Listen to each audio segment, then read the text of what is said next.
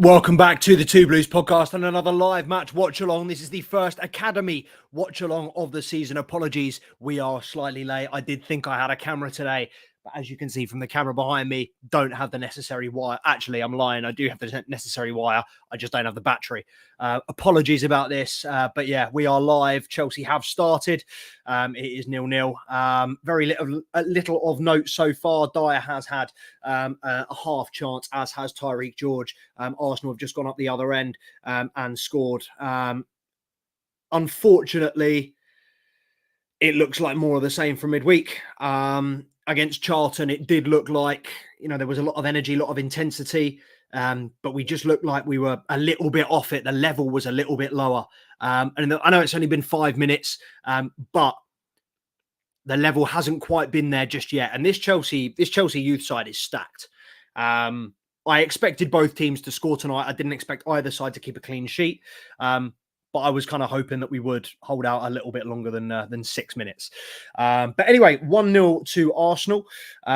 We'll run through the team very quickly, just because why not? We did it on the TikTok, but unfortunately, the TikTok was not live on here. That's really pissed me off, this whole camera situation. We were so close to having another 4K stream. All right, so in goal, Merrick at right back, Olise, Brody Hughes in centre back, along with Wilson, Samuel Smith left back, Keanu Dyer and Russell Denny in centre mid, Harvey Vale on the right, McNeely in the 10, Tyreek George on the left, and then Muaka up front. Muaka was obviously called up in the absence of Josh Achimpong, called up to Chelsea's first team squad against Panathinaikos, didn't get any minutes, but another player that I am keeping a very close eye on this season. The number of talents, the number of young quality talents that Chelsea has in this side is somewhat unbelievable. So yeah, I'd be very, very surprised if we don't at least score one tonight. I would, if it finishes 1-0, that would be probably the biggest shock, or even a bigger shock than losing in general. But yeah,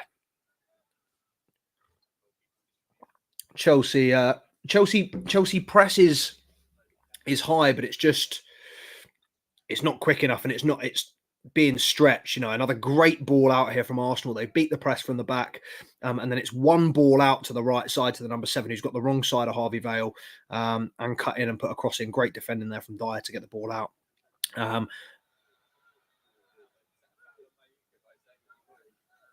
So Mayuka has just been bundled over.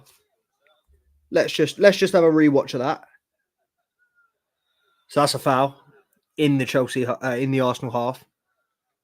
Shock horror. Arsenal have the luxury of the officials, even at under 21 level.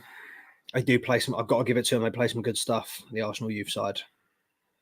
Arsenal under 21s 1000% play better football than the Arsenal first team. And the fact that Arteta doesn't rate the youth players is the funniest thing about that whole project. The fact that they have got world-class players like Nwaneri, like Miles Skelly, who I did pieces on last year. Might even have been before that. I did written pieces on players like Nwaneri, Miles Skelly. There's another one as well. I can't remember his name. There's another one that's absolutely fantastic for the Arsenal youth team. But yeah, they just don't rate their youngsters. These players will always leave, like Chido Obi Martin going to Manchester United. How can you imagine being Arsenal, get off. Imagine being Arsenal and lacking a number 9. They have not had a number 9 for 3 seasons. Great ball out by McNeely to Olise. And that's fantastic from Olise. That's a yellow card from the Arsenal player. I don't care if it's 9 minutes in. He's gone round him. He's in a position to put a dangerous ball in the box, and the left back's just absolutely clamped him. It's a free kick, bruv. He stood on his foot. But yeah, I was very, very surprised that Arsenal let Obi Martin go. That once a player's made their mind up, it's very, very hard to change it.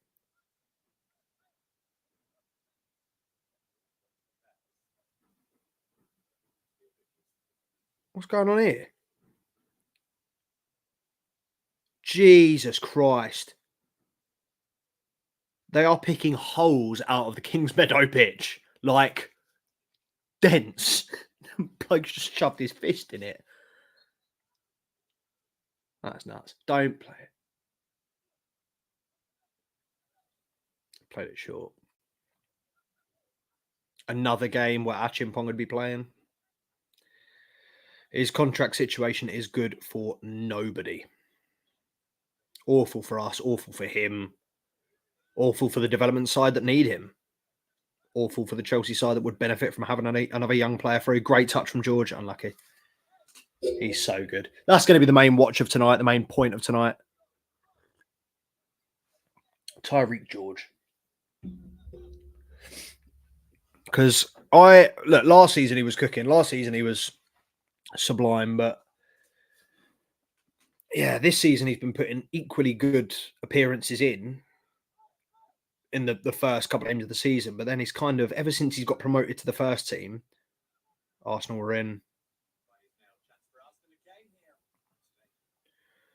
He missed it. He put it wide. He should have scored, though. Sloppy pass. The back from Chelsea gets broken up, and it's just one pass through to Ishmael, that striker.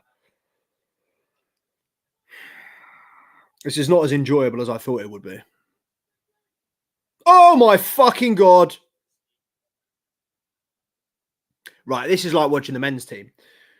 We just nearly got the ball pinched off us playing around in our own box. Number 6, who I think is Keanu Dyer, just tried to chip it across the goal to the fullback. Oh, Vale, get a foot on it, son. Jesus Christ, they're in again.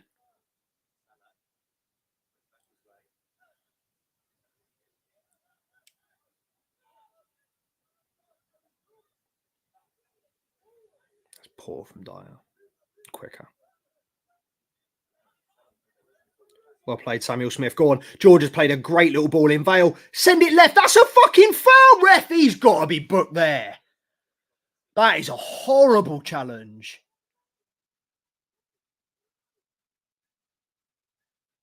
Tell you what, this is proper fucking football. These lads are putting in proper tackles, man. Josh Robinson, the Arsenal right back's just been booked for a horrible challenge on Harvey Vale. Great little give and go from Tyreek George. But yeah, that was nuts. Let me try and move this up a little bit.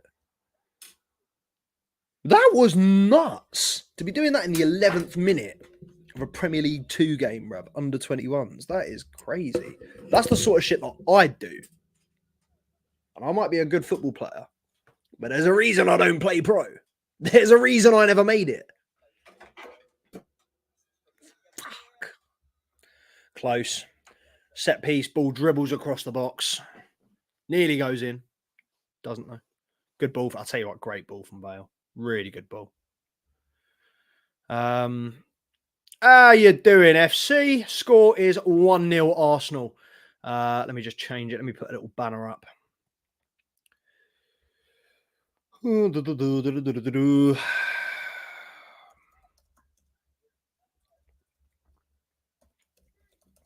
It's been very messy so far as well.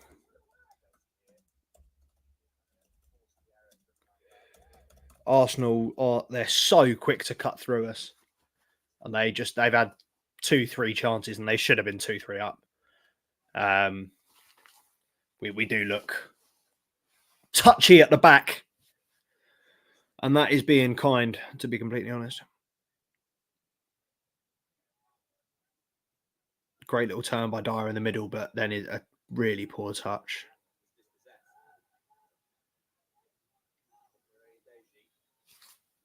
That's a brilliant turn from the Arsenal striker inside the box. Can't work a shot, though.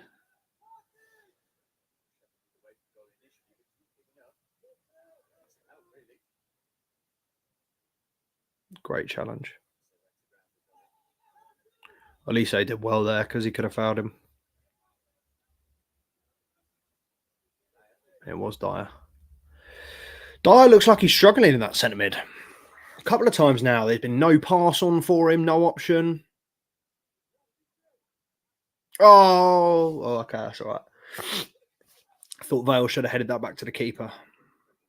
And it looked like he just flicked it on, but he got rid of it.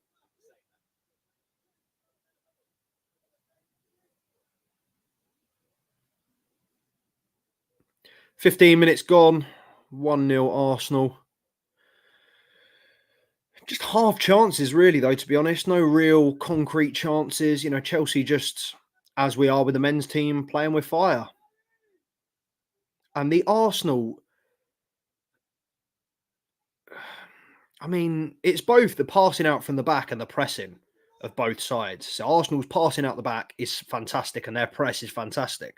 Our passing out from the back is lackluster and our press is non-existent.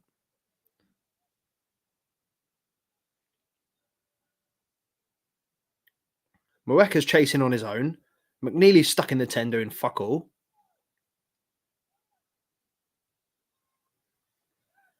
Way too easy. Right, McNeely with the on the edge of the box, but a poor touch lets him down. Into him. That's not a foul. Fuck off. It's not a foul from Samuel Smith. The Arsenal players, oh my God, shock horror. The Arsenal players, right, in an under-21s game, Premier League 2, the Arsenal players are asking for a player to get booked. The Arsenal under-21s, the Arsenal Academy, are asking the ref to book him.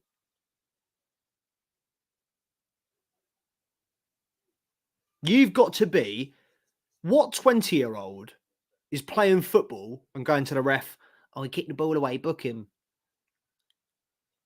Game has gone. Game has gone.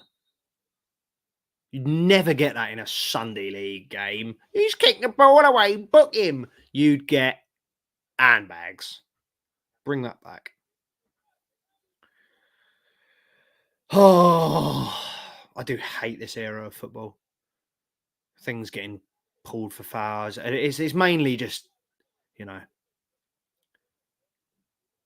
soft individuals going to ground, diving, clutching their face. I mean, the majority of them, either play for or are associated with Arsenal. But, it's no secret that the game is drastically less physical than it used to be.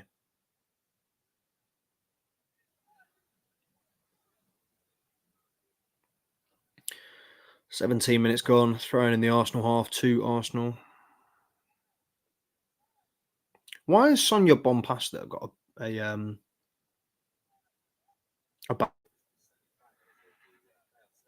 I guarantee that banner was commissioned before she even joined as well. Because who makes a banner up after 10 games? I also loved, I don't know if anyone follows We Are the Shed on Twitter, the guys that, it's a great ball from Arsenal. And again, keeper semi comes, leaves an open goal. Great block.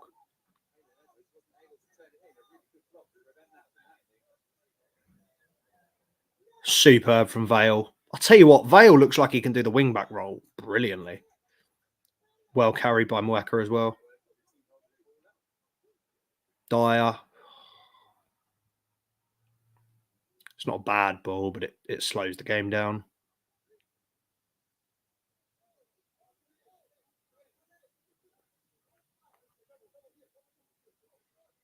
To be honest, just seeing Dyer, I don't think he's got the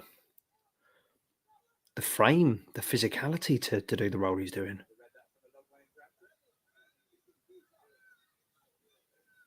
He's been overrun twice, been bullied off the ball a couple of times. Don't know whether it's better to utilise him in a higher up role. Harvey Vale, though, I'm very impressed. He's getting up and back as well.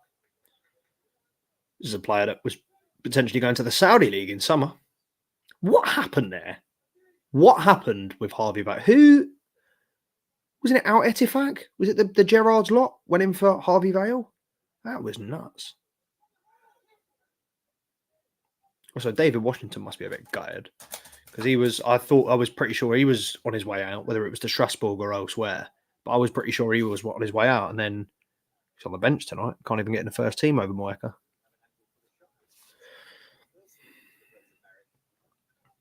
Arsenal are just such scum. Like, they're even just small things, like the keeper's trying to throw it out and they're trying to throw their feet up in the way of the throw. I just can't imagine doing that as a 20-year-old. Like, all I wanted to do when I was on the pitch as a 20-year-old was play football.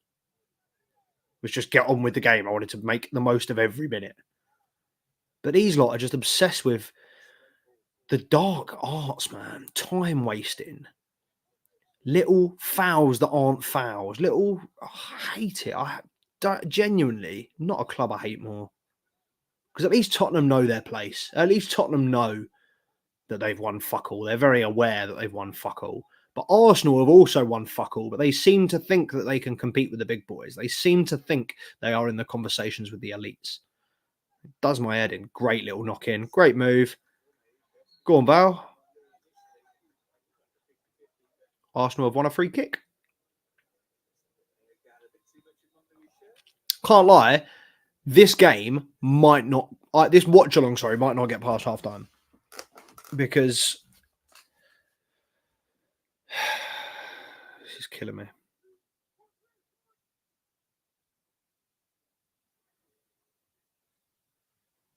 Arsenal just look a lot more in control of the ball when they have it. I feel like they look very, very confident where we don't.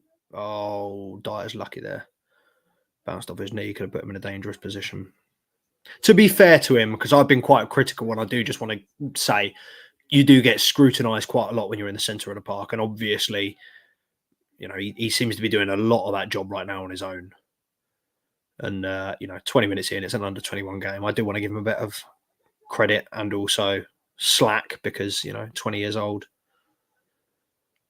playing in there pretty much by himself. But at the same time, this is a player that we've called up, albeit to the bench of the first team. But this is a player that, we've obviously handpicked as someone that's ready to make that step up. Another long misplaced pass there, from what I've seen tonight. There are quite a few players ahead of Dyer on the pecking order.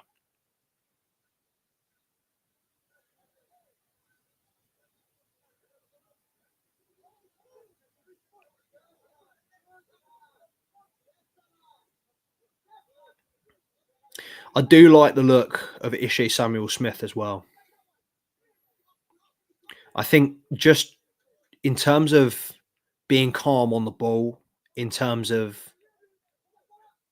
we've seen quite a few players have bouncy touches and passes that don't quite meet their man. Great little take on there from George, and a lovely another little give and go. He's so good at that. McNeely puts it out wide right. Ball comes in from Elise. Vale was looking for the header, but no return. McNeely shifts it onto his right. McNeely drags it slightly better from Chelsea. Good little move in and around the box. Not started by, but pretty much held together by Tyreek George. Ball into the box wasn't fantastic. And when it fell for McNeely, he did well to put himself out of a tight situation. Didn't quite have the finish, though. Vive la révolution. Oh, shut him down. There's two of ya. Oh, this press is killing me. Oh, my God. It's so bad. Vale's just let him go straight past and fucking clamp him there. Great tackle. What a great tackle.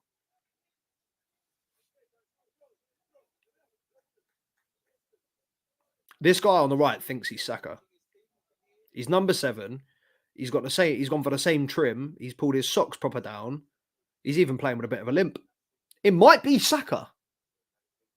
It's his level, to be fair, under 21s. Can't believe people were saying world-class goal after that goal he scored against Robertson. Any National League South, any Blue Square Premier defender could have stopped that. Just because you got fucking Andy Robertson doesn't make it a good goal.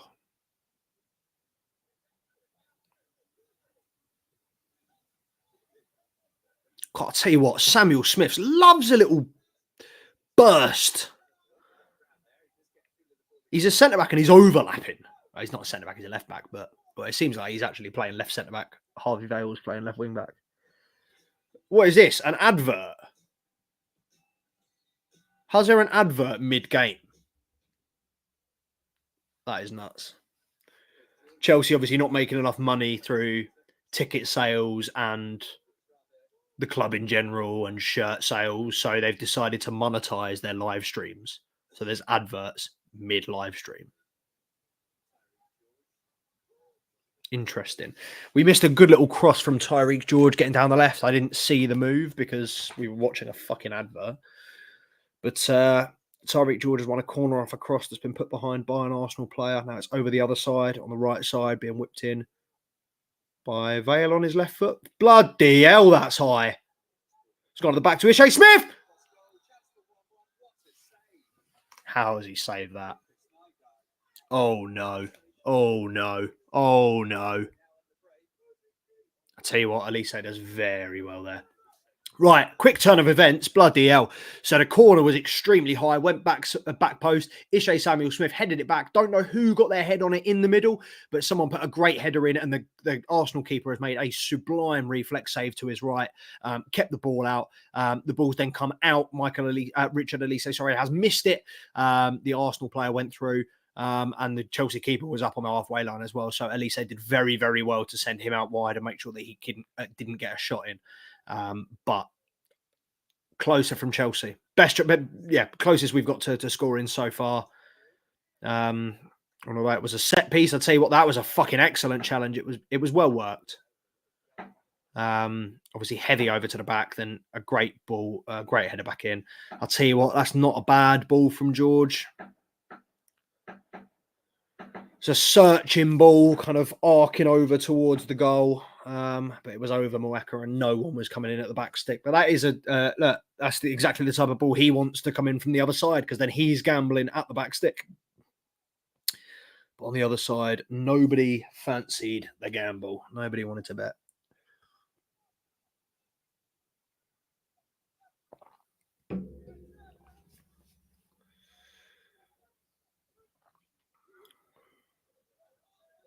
Vale wins it fantastically. I tell you what, George is levels above. George is on the, like, he's got a little, he can do the first time touch around the corner where the other players might need 2-3 touches. And when the ball gets fired into him, he can touch it off to the centre forward and know exactly where he wants to return. But the centre forward is just not anticipating that.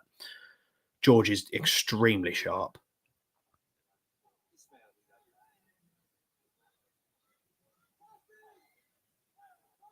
"27 minutes gone, still 1-0. Chelsea have grown into the game, though. We are still increasingly growing into the game.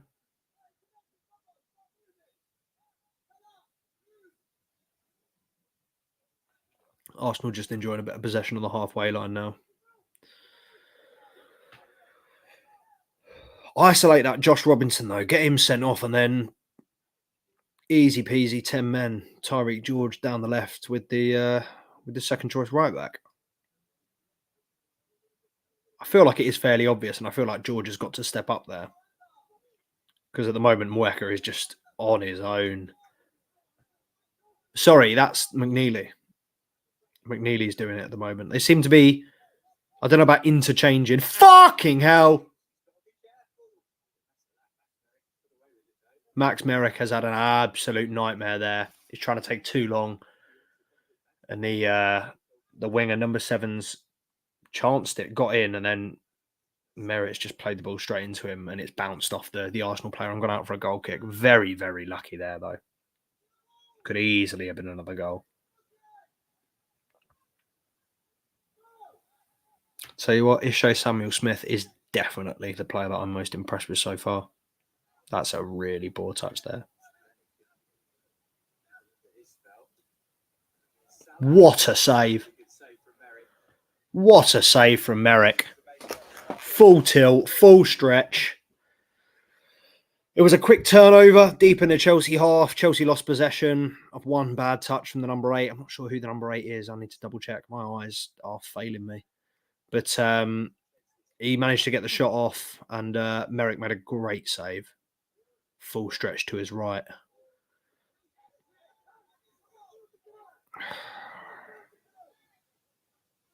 Lost the ball again in the centre of midfield.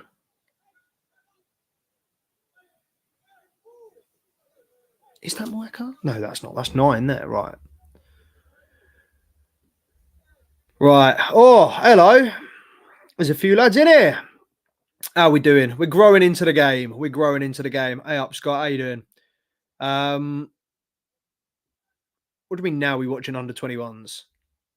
There's not a part of this club I do not love, my friend. I would like to see the under-21s that are going to get boosted and going to get put in a team. Amorim, opinion, please. Amorim is probably the best manager they could get. Amorim is too good for Manchester United. They should have gone for a manager more their level, someone like Graham Potter. Honestly, looking at their squad, Manchester United are a mid-table team. I think Ruben Amorim is a great appointment. I think he's a great manager. From what he's done at Sporting, he's a fantastic manager. And I think what Manchester United need more than anything is a style of play and identity. And I think he will give that to them. However, they do not have the patience. They do not have the time. They do not have what he will need to succeed. They will need to. Tyreek George is running absolute rings around the Arsenal defence. His dribbling ability is unbelievable. The ball just sticks to his feet. I play against players like him where you just cannot get the ball off him. And yeah, this kid is very, very good. Amorim, yeah, I'd say he's 100% the best manager they could have got, or on that level.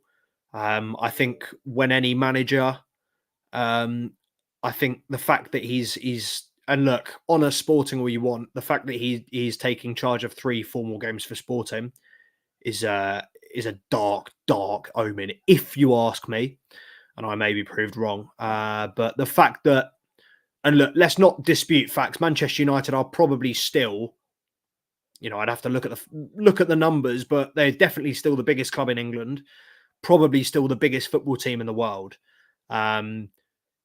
And to say I want to join the biggest team in the world, however, I've got to serve my 30-day notice period.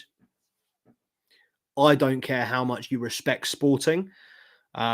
Sporting Lisbon of Portugal should have turned around and said, get to fuck. If you don't want to be here, don't be here. I would rather have another manager for 3 games more. I honestly think it's a bad read for him, because if he wanted the job, he would have gone, yes, thank you. I'm joining today. I want to take charge of this game against Chelsea, this huge game. If I'm going to be manager of Manchester United, I want to do so for as long as possible. I want to have as big an effect as possible. And no doubt the next 3 games that Ruud van Nistelrooy is at the helm will have a big impact on Manchester United as they go into the Christmas period. Obviously, what is it, Chelsea? I have no idea who the other 2 teams are. I think they're playing Leicester again. Chelsea, someone on Leicester. But for me, it stinks. The fact that he didn't join straight away, doesn't want to join straight away. Why would you, if you need a manager now, why would you wait? And if you were going to wait for a manager, why not do that negotiation and then wait for Ten Hag? Ruud van Nistelrooy is not the answer. Look, we know a PSV youngster in Iggy Huben, who spoke incredibly highly of Ruud van Nistelrooy. He said, man management, the way he speaks to you, he's very personal. He is an excellent manager, an excellent opinion on the game. He sees a lot that a lot of people don't, and he is very, very intuitive in terms of being able to help different players, different positions. Ruud van Nistelrooy's a striker. Doesn't mean he's only able to do attacking players. He is, more than capable to work on the defensive side of the game as well. But look, just I'm being brutally honest. They're so far away. They are Chelsea 2 seasons ago. They're so far away from a period of stability. And I couldn't care less as someone that doesn't rate Manchester United. I'm not a fan of Manchester United. I don't want them to do well. I actually quite enjoy their downfall. But I look at the squad, I look at the team. Before he'd even been appointed, there were rumours of Amorim having limited funds. That's a fucking send him off!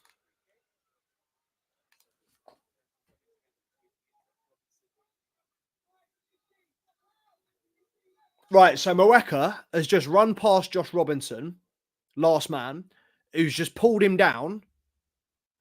Refs waved it away.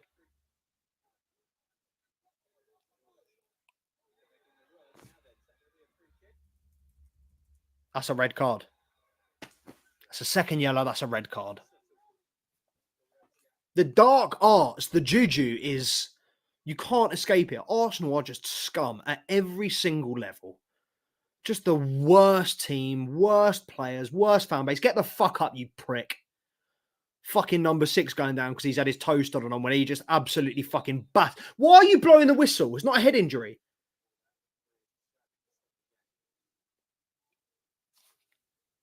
I hate it. I fucking hate it. Right, back to Amorim. Yeah. Listen, Zinedine Zidane Carlo Ancelotti couldn't have got them into European places this year. If Ruben Amorim, if Manchester United get European places, you get European football next year, I'll eat my hat. I will. Yeah, go on, name it. I'll do it. I think they're just such a poor squad, such a poor team. The fact that they're playing that Mazraoui at 10 tells you everything you need to know. They have the worst squad out of the big teams. I would rather have Tottenham's squad than Manchester United's. And I just think it's a mess of a situation there. I think he'll last a year and a half, if that. Because look, Ten Hag was an accomplished manager in the Netherlands. Ten Hag had a track record and a CV in the Netherlands.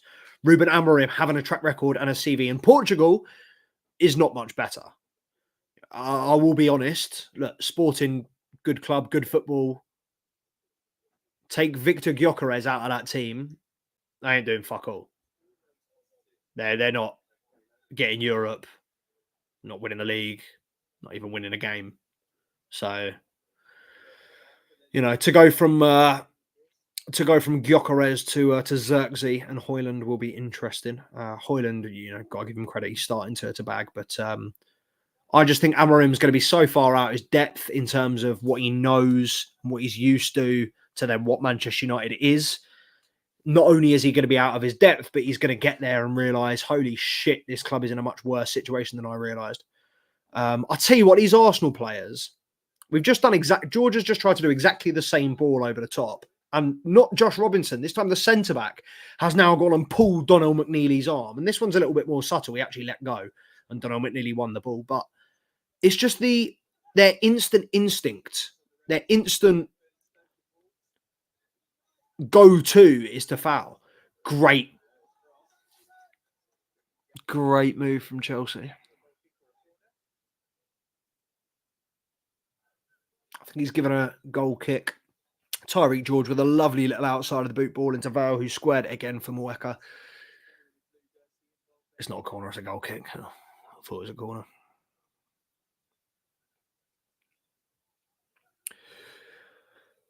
It's kind of stumbled a little bit. I thought we'd grown into the game, continually grown into the game, and at about 30, 35 minutes, we were looking like we might actually score. We might actually equalise before the half time. You know, we looked like we were on top, but back to type now. Arsenal go long instead of playing it short. Chelsea win the ball back. But then Dyer is bypassed again. George picks it up and dribbles with it, keeps it, spreads it to Elise. Elise puts it over the top.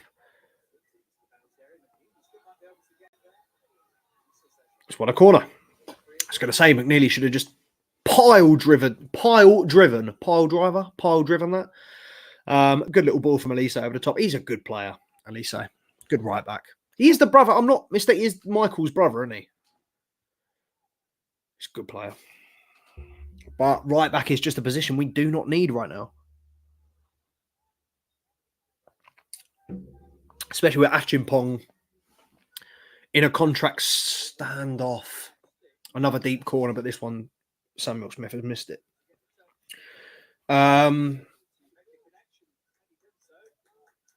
He's just completely missed it. I mean, the defender's thrown him off because the Arsenal defender's gone up and missed it and all, but I was expecting a little bit more from Chelsea in this first half, I won't lie. We've just kind of let them have it. I mean, they're wasting time now, which is nuts. You're an under 21 playing in the Premier League 2, and it's the 40th minute of the game. It's an embarrassment of a club. I just hate the club. So embarrassing. Stop pinching in. It's not a foul. Offside, correct.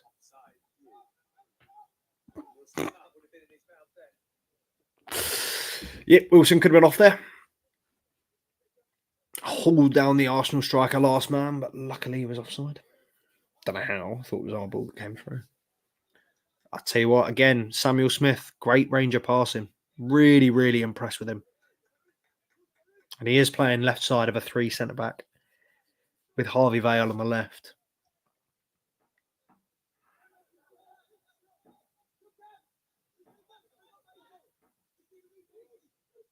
I don't think he's misplaced a pass this half, Samuel Smith.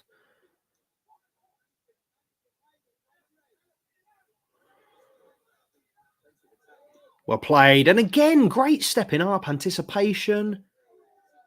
Oh, fuck off. That's not a foul, ref.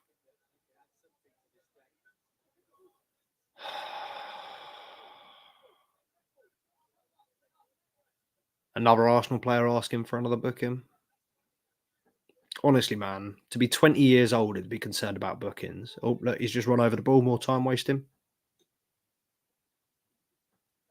Great tackle from Samuel Smith. He's going to drop a stinker of a second half now, isn't he? I'm going to talk all half time about him, and he's going to drop an absolute world record stinker second half. Great ball! Muleka so close to it. Oh, Richards managed to keep it in as well. Chelsea throw? I think it's a Chelsea throw. What a ball from the right side. Who was that? That's a foul throw as well. What a ball from the right side. I think it was Elise again. He's getting up there.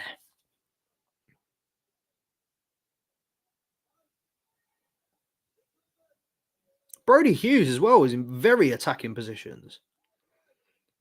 I think Brody Hughes is another good player. I think he's got a few assists, a couple goals to his name this season.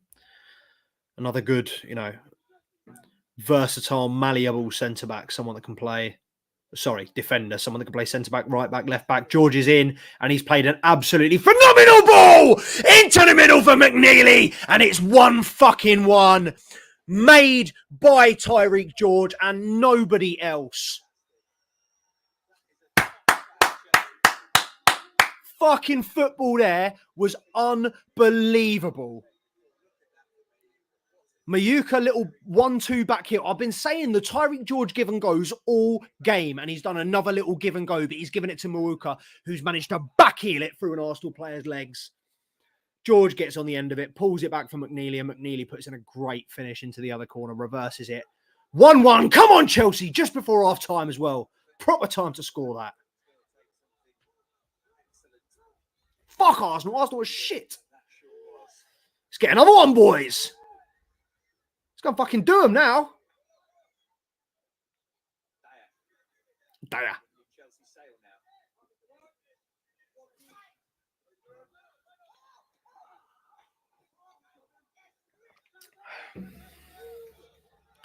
Well tackled, Vale. The amount of times we should have been given free kicks in this first half is nuts. It is so crazy. Look, we say in Premier League games, the momentum switches and, it can be all Chelsea and then the next second, that's a great tackle. And then the next second, it's all the other team. But the momentum swings in under 21 football are nuts.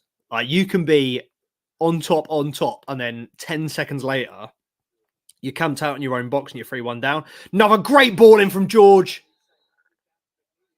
Offside. Great ball in from George to the back stick, which got headed back down by Elise into McNeely's path. But I'll tell you what, he's fantastic as well. He's just chopped back onto his right foot. That's a brilliant, brilliant cross. And the header back was very smart as well. I don't know who was offside. It must have been Elise. Very good cross there. He's such a good player, George. Those are the two, George and Samuel Smith. Man United without Ten Hag is so good, bro. I don't know about that. Man United haven't been good since Sir Alex Ferguson left. So why would Ten Hag? Ten Hag is not the underlying factor with Manchester United. Manchester United have not had a good season of football since Alex Ferguson left. And if you think they have, you clearly don't remember Man United under Alex Ferguson. Can you ask your opinion of Chelsea without Cole Palmer? Good question. It's hard to answer though. Playing about without it back again. Hard to answer because we rarely play without Cole Palmer. But I think it's like anything. I think obviously we don't play to the same level when Cole Palmer's not playing. He gives us that Aiden Hazard ability to conjure something special up out of nothing. And I don't think there's any. I was going to say there are very few players. I don't think there's any other players in this squad that can do that quite like Cole Palmer. However, I think it's good that we're playing. We haven't included him in the Europa League, and I know that we're changing the entire team for the Europa League games or the Cup games at the moment.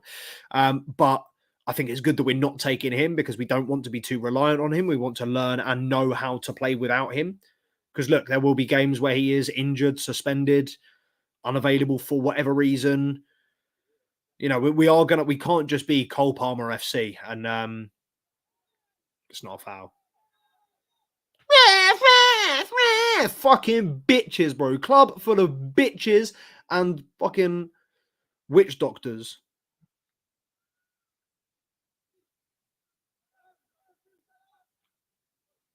I mean, there was only supposed to be 1 minute of added time. We nearly played 2.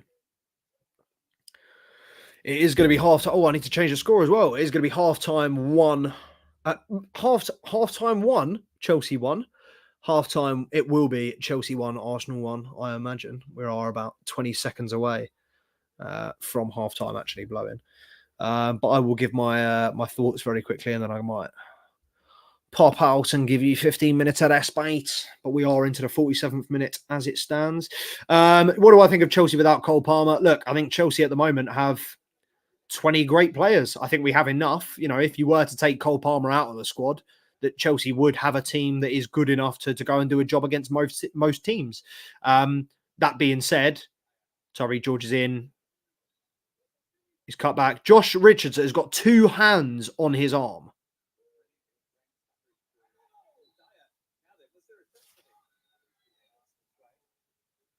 How have Arsenal just won a free kick for that? Dyer's in the box, and George is being held on to for about 30 seconds. Dyer's in the box. Number 8's just swiped at him, missed, and Dyer's been penalised. Half time. Chelsea under 21s 1. Arsenal under 21s 1. Yeah, Chelsea without Cole Palmer. Oh my God, why is this not working?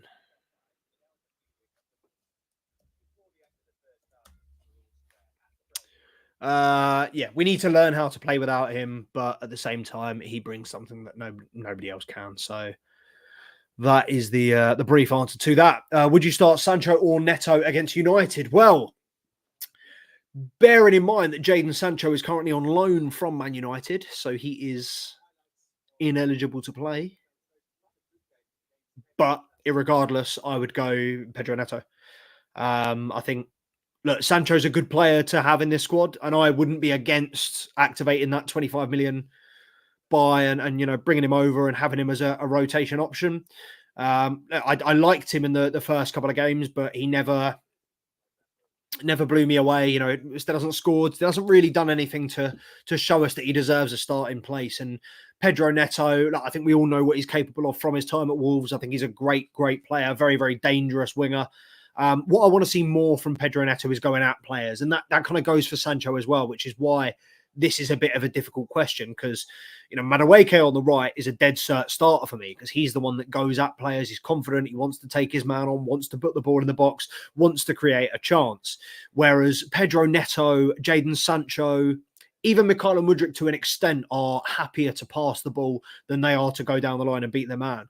And I do feel like to be the best quality winger, I do feel like you have to be a player that trusts himself, that believes himself, that wants to go out and beat your man every single time. If you're just passing back, it's like Jack Grealish at Aston Villa versus Jack Grealish at Manchester City. Jack Grealish at Aston Villa was a big fish in a small pond that could effect change. He was the main man. He could drive. He could command things. He could ask for things from other players. And when he went at players and drove into the box and created something, nobody could moan. But when it's Manchester City and he's a small fish in a big pond, he can't really do that. He doesn't have that same stature. He also doesn't have that same quality. That quality doesn't translate from Aston Villa to Man City. And I do feel like a lot of the modern wingers, you look back, man, how many Joga Bonito wingers do we get these days? How many flair, how many skillful quality attacking wingers do we actually get in world football? There's not many these days, because Pep Guardiola has, whether you like it or not, irreversibly changed football for the worse, personally, or for the less entertaining, should we say. And wingers nowadays are just more happy to keep the ball. And it is more about pass completion and possession retained rather than successful take-ons and going and creating something and getting the crowd off their feet. That's what I want to see from my winger. There are two positions in the squad where I want three positions in the squad where I want exciting, creative players that get me out of my seat, that get me on my feet. And that is the number 10. You need someone who is able to pick a pass anywhere in the box. And then the two wingers. I want two wingers that are, Neymar, Ronaldinho, that grew up in that era and loved that era of just love of the game, man. Nowadays, it's all about XG and stats and passes completed. Bun that, bro. Give me a winger that goes at his man. Give me a winger that just wants the ball out, just wants to play football, that just enjoys playing football. And, not to say that this is the type of player that, but, Vinny Jr., someone that doesn't mind the crowd getting on their back because they want to try something, because they know they do have that in their locker. And yeah, I do feel like Madueke has the level of confidence that Neto and Sancho and even Mudryk to an extent don't. But if I was choosing out of those two, it would be Neto. But obviously it will be Neto because, actually I say that, Mudryk had a good game in midweek. Mudryk was good against Newcastle. And I know he likes to play against Newcastle, but yeah, I think Mudryk, potentially, maybe. But I think Neto will start. I think Neto will be on the left, Madueke on the right, might switch, but yeah, I would go for Neto. Score prediction for Chelsea versus United. Appreciate everyone joining, by the way. Fortnite, FIFA, Flash, Happy Hatton, FC Hot, Abdi, Scott, everybody that's joining. Make sure to like, comment, subscribe to the channel if you haven't already. I put out a great video yesterday. I'm just going to say great video because it's getting a bit of traction. But I put out a nice Loan Watch episode yesterday talking about Andre Santos. Bit interesting given the whole current Enzo Fernandez situation. Andre Santos might have a clearer path into this Chelsea squad come next season if Enzo Fernandez continues to lay below Moises Caicedo and Romeo Lavia in terms of level of performance. But yeah, man, Andre Santos balling out for Strasbourg as it stands. And I'd love to see him back in this Chelsea team. I said in pre-season 23-24, he was my favourite player. Him and Maatsen was the other one that I really, really enjoyed watching. But no question, he was my favourite part of the pre-season under Pochettino. And yeah, Andre Santos, a player. Basically, I said last year, given our centre midfield positions, I said last year that I think we should, out of Santos and Casadei, we should keep one and loan one. And I said I think we should keep Santos and we should loan Casadei out for the game management, for the game time, for the game experience. Andre Santos still to this day looks, he's the one that's gone on loan 3 to 3 different clubs now, 3 different loan spells. Casadei has only, got one under his belt, but Andre Santos looks so much better for it and looks so much more advanced. And that's actually what part of what Maresca said earlier is, someone asked him about Enzo Fernandez and how do you see his position with Andre Santos doing so well? And Maresca said, look, people question us. Why did you send these players out on loan? Why have you done that? This is exactly why. Because players like Andre Santos are getting game time and opportunities that they wouldn't have got at Chelsea if they had been part of this squad at this point in the season. So you definitely can't be mad at Enzo Maresca. He's made the right decision. Obviously, Andre Santos is flourishing at Strasbourg. He is the player to watch in League One at the moment. Not just the youth player to watch. He is the player to watch at the moment in League One. He's got Young Player of the Month. He definitely got it in the first month. He might have even grabbed it in the second as well. 5 goals in 8 games. He looks like the complete box-to-box midfielder. He looks like arguably the best number 8 in League One at the moment. I genuinely think we're looking at a situation where Enzo Fernandez goes to Real Madrid in the summer because they're looking for a Toni Kroos replacement, and we bring Andre Santos back in, and he acts as that kind of third man in there, with Romeo Lavia and Moises Caicedo being the established double pivot. But yeah, man, it's interesting. Let me know your thoughts as well on Enzo Fernandez and what that situation could hold. But yeah, whatever you do, like, comment, subscribe to the channel, and yeah, Two Blues podcast on the Instagram and TikTok as well.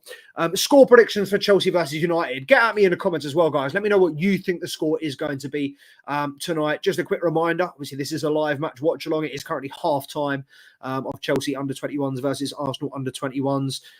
We will be back to that in approximately 5 minutes. But score predictions for Chelsea United, get them in the chat. I don't think we're going to win. I'll say that because that's the easy answer for me. I think we're either going to draw 1-1 or lose 2-1. I just feel like Man United are a bogey team of ours, and the new manager bounce. 2 reasons there as to why we won't win. I think I'd be very, very disappointed. I think out of the teams that, looking at this 4-match run of Liverpool, Newcastle, Manchester United, Arsenal, Manchester United were 100%, 2 weeks ago, the team that I was expecting to absolutely turn over. If they had Ten Hag at the wheel this weekend, I would have expected us to absolutely turn them over. This is this doesn't change my sentiment towards the squad, towards the team, towards how Amorim's going to do. I still think they are a diabolical team. But let's not get it twisted. Chelsea have shown that we are still able and capable of being diabolical when we want it. Did anybody watch the 90 minutes against Newcastle in midweek? Because that was diabolical, in the words of Billy Butcher himself. Fucking diabolical. And if there is any Chelsea team that can go to Manchester United and lose, it's this Chelsea team. I'm not confident. Maybe that's just me kind of trying to hedge my bets and say, look, if I convince myself we're going to lose, then maybe when we draw, or if we win, I'll be extra happy. Don't get me wrong. I think we are able to. We have the players. I just feel gut feeling it's not looking good, Brev. But fingers crossed, man. Fingers crossed it's one of those where Ruud van Nistelrooy is just being like, you know what, have a bit of fun, go out there, prove yourself to Amorim or whatever. But, he hasn't really got a game plan system, whatever it is. I'm just praying that Enzo Maresca is more prepared than Ruud van Nistelrooy. Appreciate you, bro. Up the Chelsea. And yeah, and tonight, another night where I haven't managed to get a short out. I'm not stressing about that tonight, to be honest. I'll do that tomorrow. Oh, I completely forgot about that. It's because I was doing a TikTok live. See, man, I'm literally my whole life. So I finished work at 5:30, and then after that, you lot see my whole life. I'm just on camera 24/7. I hate it. This wasn't the plan. This wasn't the game plan, guys, for having a podcast. Do you know what? 2 years ago, when we started this, I was putting out written content. I was getting paid to do it as well. Minimal amounts of money, but I think it was £15 an article or something. But I was getting paid to put out football-related content. And I was sending too many articles. So the guy said, you know what? Fuck it. Do you want to just get on a podcast and talk about it instead? So we jumped on a Zoom call. We did a few calls, a few meetings, videos, whatever you want to call them. I chopped them up, got paid for that. And then he disappeared off the face of the earth and decided that he didn't want his face on the internet, didn't want his opinions on the internet, didn't want anybody to know or find out who he was. So he deleted all the videos. So luckily, because I edited them, I had all the files, so I re-uploaded them. So if you are curious to know what they look like, go back to the earliest videos that we ever posted, or go to the playlist on our YouTube. It will be under the Expert Football Podcast, which is what the name was at the time. But yeah, man, it's crazy to think how far we've come from 2 years ago. Me just writing think pieces on players like Ethan Nwaneri and Miles Skelly and Donnell McNeely and all the youngsters that I thought were going to come through at Chelsea, 2 years later, here we doing weekly, like not even weekly live streams, daily live streams, man. If you haven't seen yesterday's video, go and watch yesterday's video. It's a loan watch video about Andre Santos and all the loanees. If you haven't watched today's video, my co-host Mr. C Money Picks has put out a think piece talking about Chelsea crashing out the cup and Ruben Amorim. He's gone into more detail on that. So if you want to see all of the weekly updates, go and watch the latest episode of Chopping It Up with Charms on our website. The score margin blue is 1-1. It is currently half time, which is why we are dragging a little bit. But it's 1-1. It was 1-0 to Arsenal for the majority of the second half, and then Chelsea managed to equalise on the 43rd minute. Donnell McNeely, a lovely worked move from Tyreek George and Mweka as well. Lovely little give and go on the left, and McNeely finished it very, very well. Chelsea have grown into the game, but it has been far from the youngsters that I wanted to see. I'll be honest. Dyer has not had the game that I thought he might. But Tyreek George going forward and Ishe Samuel Smith at the back have both been sublime, personally. Harvey Vale as well has also been very, very good. He's been everywhere. Appreciate you, my bro. I do everything myself, to be honest. I do all the editing, the filming, everything myself. So I did have an editor for a brief period, but you know, it's one of them, mate. When I see the money going out, and look, I am also, you know, I do social media for a job as well, so I know how much people charge, and they have every right to charge that amount of money for what they do. I am just, you know, a tight bastard. I'm not prepared to pay it. And also the fact that this podcast doesn't make me any money.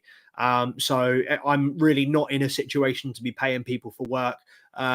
People forget, and I say people forget, people don't know, I am on minimum wage. So yeah. Might set up a GoFundMe. If you want to see this account keep putting out content, somebody set up a GoFundMe. Yeah, margin blue. Honestly, bro, so many players that I'm excited to see for Chelsea. Bit disappointing with Penders. We've loaned him back out to Genk because he hasn't played since we signed him. He now sits on the bench, so it was an oversight maybe to sign him when we did. Maybe we should have waited and, you know, give him another season and then brought him in when he could transition immediately into the team. But well, yeah, either do that or loan him out to someone that's going to use him. But yeah, again, can't use him at the moment. Paez, though, I feel like one is one that gets forgetting about, gets left under the radar sometimes. He's a quality player. I think my main issue at the moment is just where do all these players fit in? Because, you know, Paez is going to be wanting to play in the 10.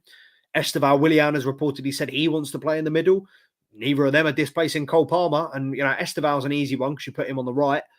But Kendry Paez, man, I feel like you've got to play him in the middle. I feel like you've got to play him in midfield. And he might have to be, you know, part of the B team next year. You know, they both reportedly join up with Chelsea straight away for the 2025 FIFA Club World Cup. So it'd be interesting to see them, you know, integrate into this Chelsea side, maybe in a cup competition first before getting Premier League minutes. We also don't know, you know, if they're going to be registered, if they even are going to be part of the Premier League squad next year, or whether they're going to be with the under-21s. I would assume that Kendry Paez is going to be part of the development squad, whereas Esteval Willian will go straight into the first team. But I don't know. That is just a guess for me. You know, your guess is as good as mine when it comes to that. We are about to start the second half, by the way. Appreciate every single person joining. Make sure to like, comment, subscribe to the channel. Rain, appreciate you, my bro. I should hope so. I am English, so I'd be slightly worried if my English wasn't fluent. I actually also did English at A level. What did I get? I shouldn't have said that. I should have said I got an A star at GCSE because I just remembered what I got at A level. It was not good. Actually, I think it was a B. It was either a B or a C. I can't remember. Whatever it was, GCSE was easier. All I remember about A-level English is I was the only...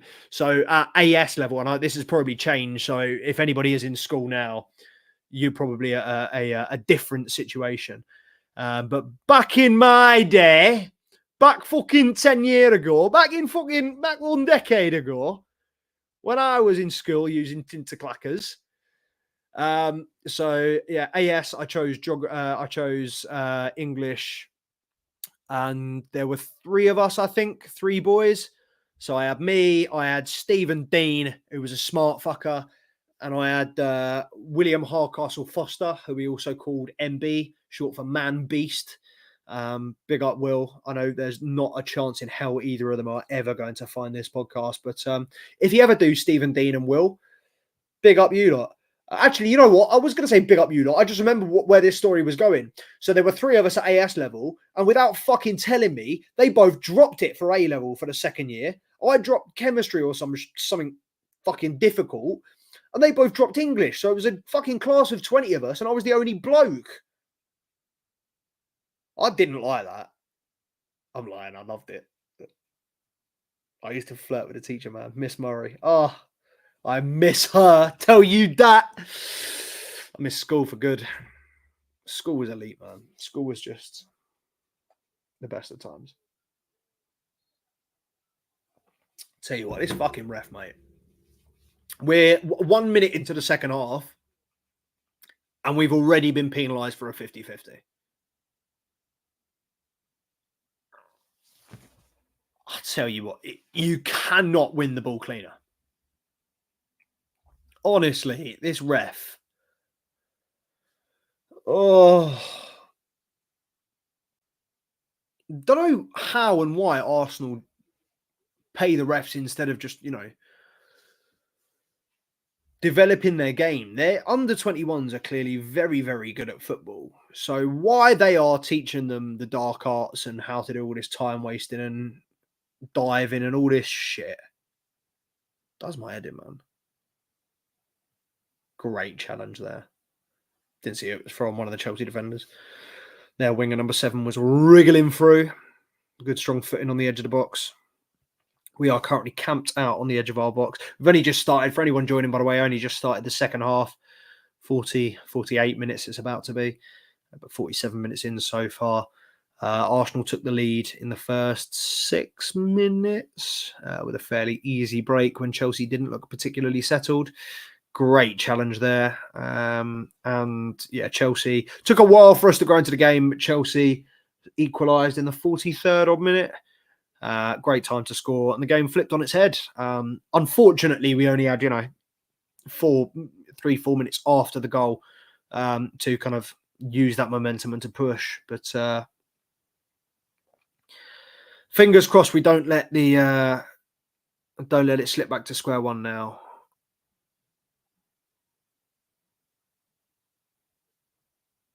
Corner's gone short. Harvey Vale does extremely well to push his man out.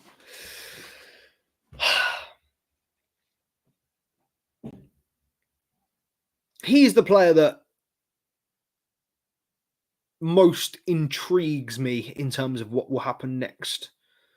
Harvey Vale. I think to go from, he made his, if I'm not mistaken, he made his senior Chelsea debut under Thomas Tuchel. Oh, McNeely nearly gave it away in our half in what would have been a very dangerous position. Ishe Samuel Smith's passing is unbelievable. I don't know how many more times I'm going to say this half. George, again, with a great little ball there, and Dyer's been fouled, and that's a yellow card because he's pulled him back. But no, it's an Arsenal player, so he will not get yellow carded. Brody Hughes now with the ball on the right, shifts it out to Richard Elise. Elise, who has been good, gives the ball back to Brody Hughes. It goes out for a corner. He did well there because he was marshalled by 3 players. But Harvey Vale is going to be taking this one in swinging left foot from the right side. I was going to say, I don't want it to be another deep. I hope it's not another really deep one. However, they've been working so far, so maybe we need to bring it over to the back. It is another deep one, but Arsenal get this one out. And they win the second ball as well. It's a Chelsea throw-in in the Arsenal half. 50 minutes gone. Chelsea 1, Arsenal 1. I'll be honest as well, game really hasn't got the same bite as it did in the first half. I think maybe that's because Chelsea have a little bit of a better foothold on it. Max Merritt's just booted the ball out. Crazy to me. Turns out no matter what level, no matter what age group we are, we don't have a good keeper. Brody Hughes, great little ball. I'll tell you what.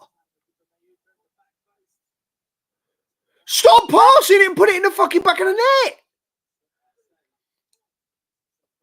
Things happen. I tell you what, I couldn't be a commentator of this level of football. Things happen so quick. Brody Hughes put a fairly dangerous ball in. McNeely did really well to hold it up. Got it out to Hughes. Hughes put a good ball in, missed everybody. Tyreek George managed to pull it back, missed everybody again, came all the way back to Brody Hughes, who pulled it back, and then it got cleared. But we are a little bit more... Fucking hell, this keeper. Again, Max Merritt's just passed it straight into the back of a Chelsea. With all the keepers we have on loan, you would have thought one of them would be good. Oh, shock horror. Another ref stopped the game for another Arsenal player.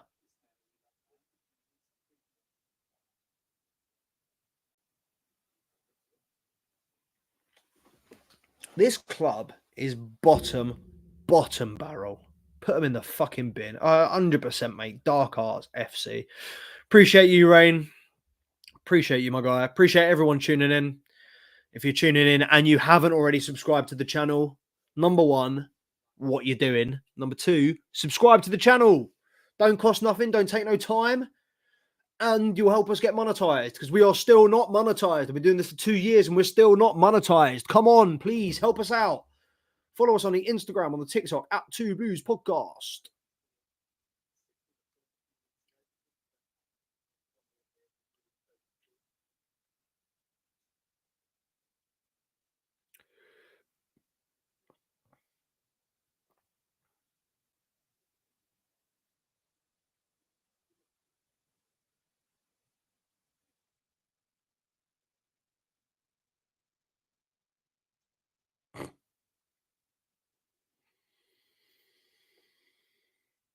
A little break in play while an Arsenal player gets some medical attention.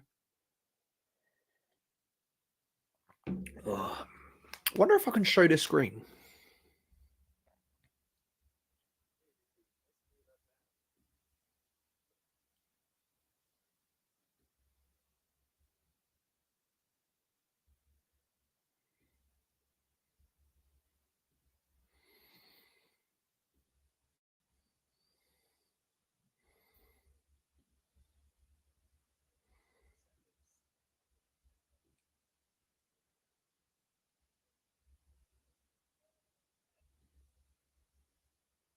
Oi, this is fire. Can I do this? Will I get banned?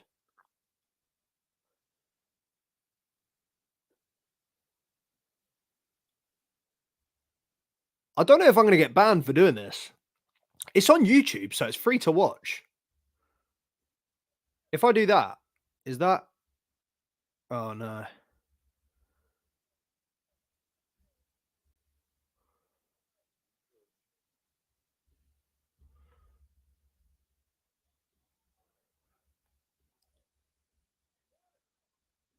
I can't tell if I'm allowed to do this or not.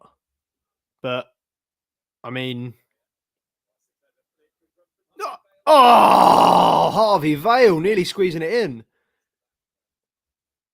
in. Will I get that? See this? But Chelsea are putting it for free on their YouTube. And I'm not monetized as well. So I can't get copyright strikes. Because I'm not monetized. All right, I'll tell you what, I'm not going to do it because just in case. However, if you would like to watch the game for free, open another tab, go on YouTube and go on to the Chelsea account. Let's watch this corner together. How the fuck has that not gone in? How the fuck has that not gone? How have they got a free kick for that?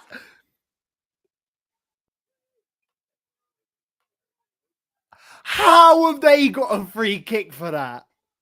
You see what I'm saying? All I needed to show you lot was 5 seconds, was one passage of play to show you just how fucking crooked this league is.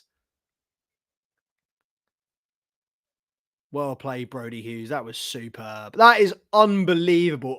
The keeper saved it, and he got a free kick.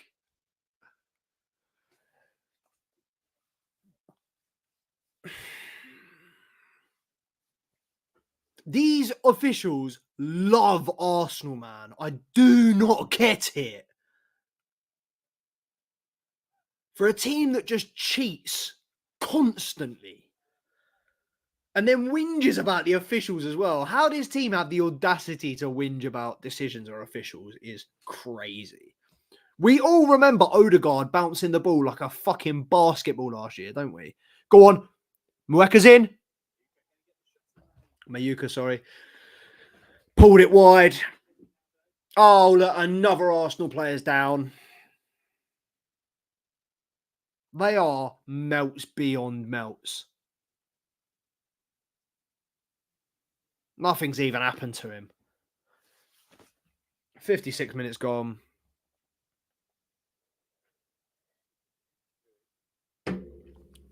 Chelsea 1, Arsenal 1. Premier League 2 games, so it can finish as a draw.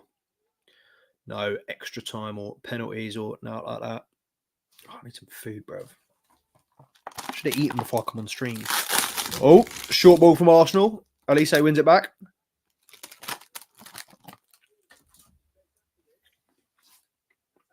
McNeil's got it. Penalty! McNeely has just been fucking swiped. Right. I'm sharing my screen. Nah. What the fuck? How the fuck is this not a penalty? Someone tell me.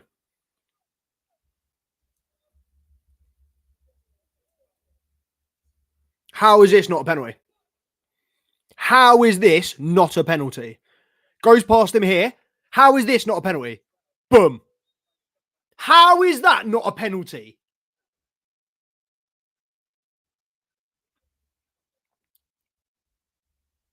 I need to bring VAR in. That stinks. How is that not a penalty?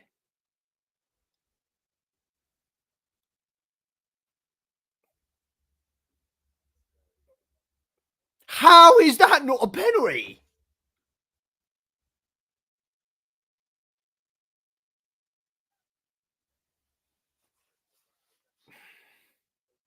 Tell you what is though, Arsenal free kick.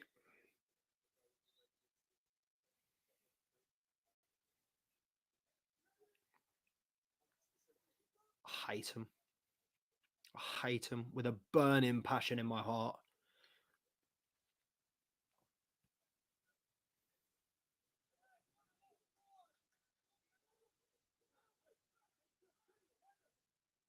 Poor from Dyer.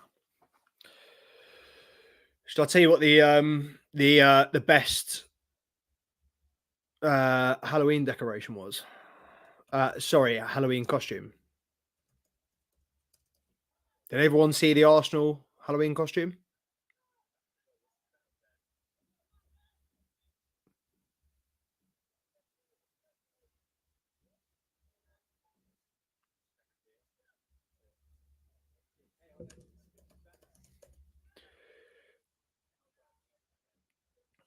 Oh no, where is it?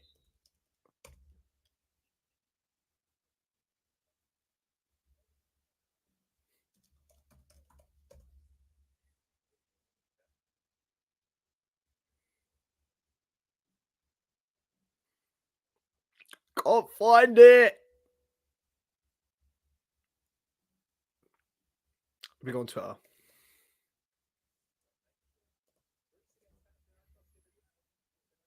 "60 minutes gone, half an hour to go. Still 1-1.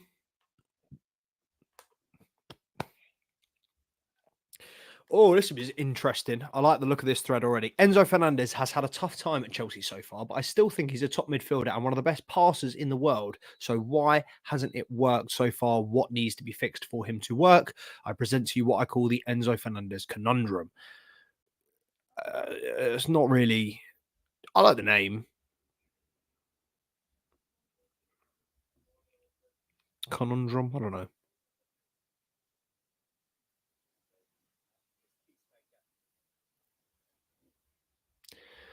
Miguel Delaney. All right, let me find these messages.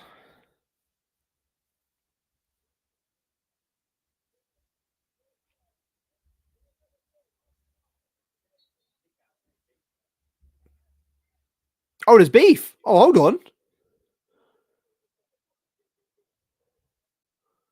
Oh no, I was watching the replay. Oh, I'll tell you what, these Arsenal players just fucking hit the floor. Just fucking dive all the time, bro.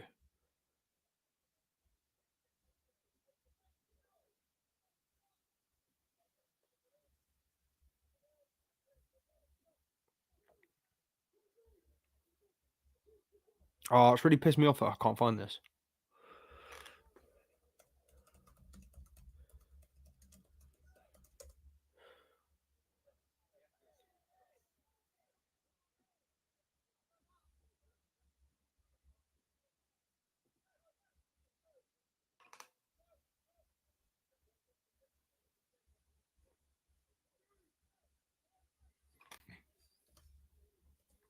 I've been searching for this for the best part of 5 minutes now. And this has been the fucking worst 5 minutes of the stream. I just want to find this one fucking picture. It's not hard. Really not hard.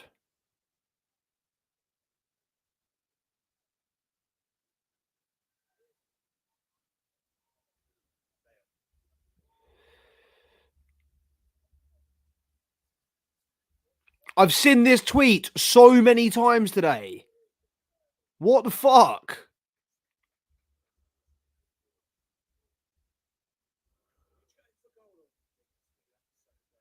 George close to scoring. I can't. This is fucking me right off.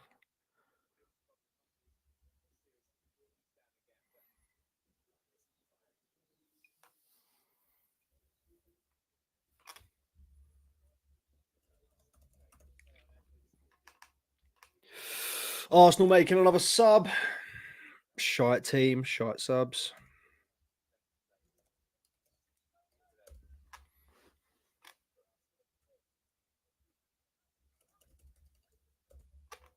I don't know what my password is. That's my password. As the commentator just said, Chelsea still to make a change. Can't believe this is taking me this long. It ain't even, you know what? It ain't even gonna be fucking funny.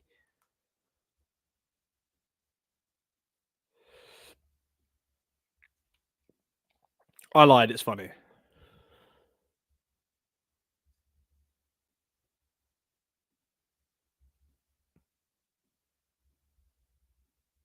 Best Halloween costume that I've seen. 100% the best Halloween costume that I've seen this year. Last year was probably, some sort of Savile costume, or Oscar Pistorius. There was a great couple of Oscar Pistorius costumes flying about. But this, 100%, because that could be anything. That could be, retard loser, mum don't love him loser, I've got 5 IQ loser, I've got no brain cells loser, I've got a learning disability loser, I don't watch football loser, I don't understand football loser. Yeah, could be anything. You could cover about 20 different outfits with that, with that costume. And to be fair, there are, 11 clowns. I say 11 clowns. There are thousands and thousands of clowns that wear that costume every week.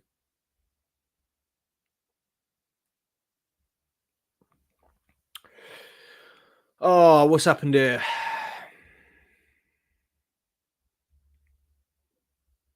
Oh, we're back on.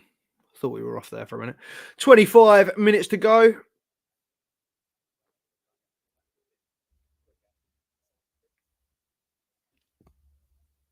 Comes with it, yeah. Comes with a free well done for taking part medal.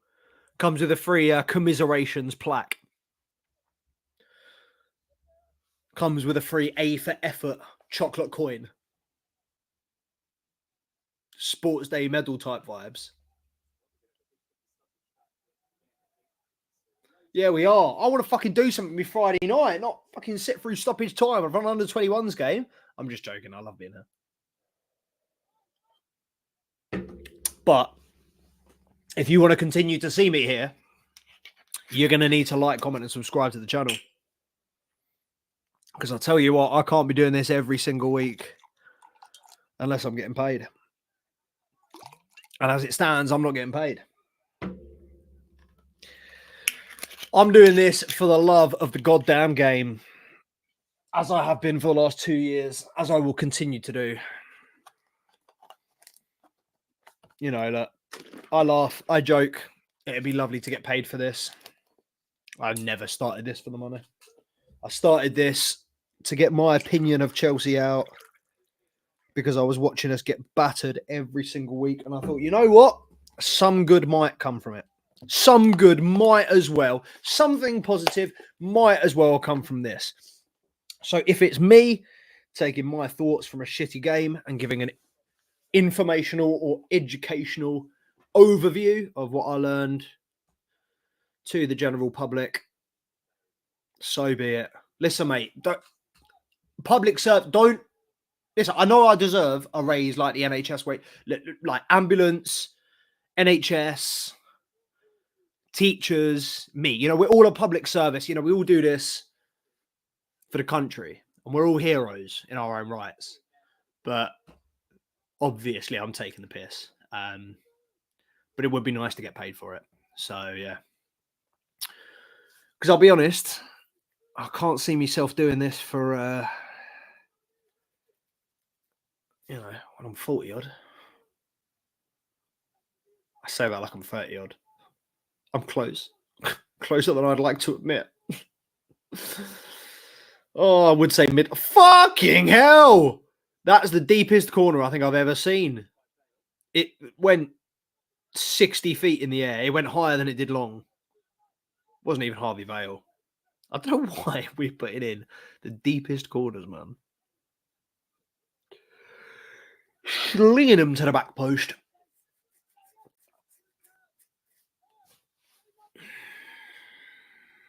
Tell you what, he's played about 20 hospital balls into Arsenal players today. I'd still start Max Merritt over Robert Sanchez. I'll tell you what, I'd start Ishe Samuel Smith at left back for the first team. Dyer's range has been off today. And I'll be honest, I haven't watched many 90 minutes of Keanu Dyer, but I've been very disappointed today.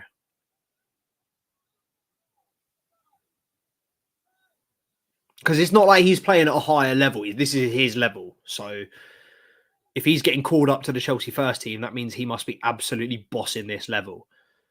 But he's been poor on the ball, poor off the ball, overrun more often than not. Go on, that's poor touch. Win it. McNeely's won it in their half. Sent Harvey Vale down on the left. They've got so many men back, though. Needs a good... Yeah. 2 right, and you're going to book him as well, aren't you?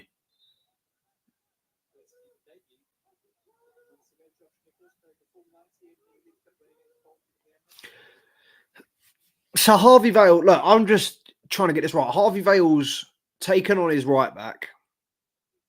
Yeah, his right back, he's left mid. So he's taken on his fullback, gone round him. He's about to get in the box.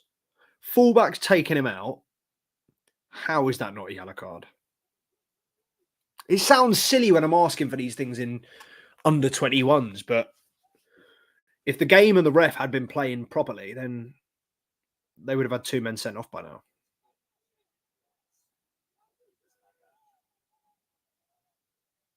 Their goalkeeper just kicked it to our goalkeeper, which is crazy.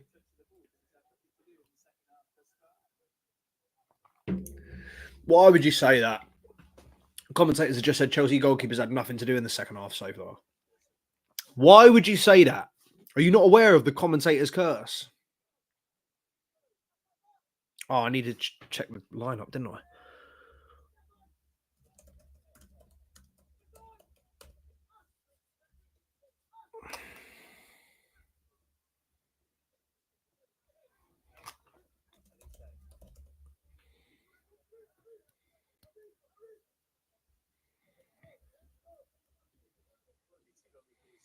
Oh, Crystal Palace Academy, a battering Tottenham Academy.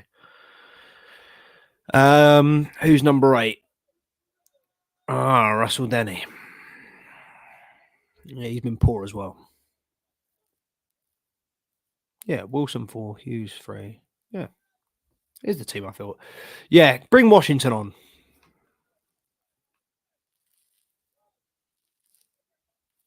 Oh, I wouldn't actually. You know what? I wouldn't mind Zian Amper and Jimmy J Morgan as well.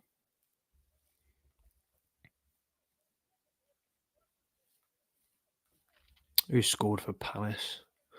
Umaru. Hat-trick. Fairs.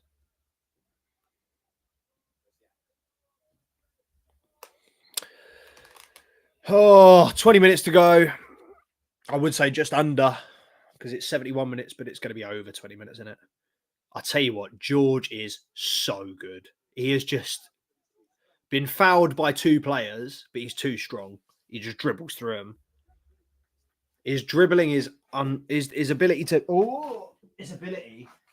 keep the ball at his feet and just to is glued to him, man. Very, very good player.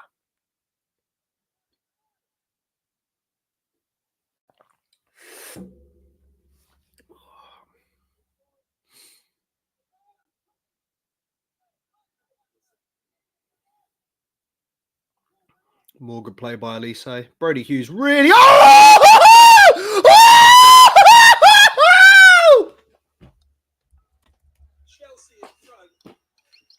What a goal! It was a cross. That was a cross. That has got to be a cross. Oi, oi, oi. Hold on. Let me share this screen for you, boys. Let me share this screen for you, boys. Jesus. Ah, oh, you missed it right. Hold on. I'll re it up for you. Jesus. Jesus. Brody Hughes. Man said Brody in, Buddy Shield out.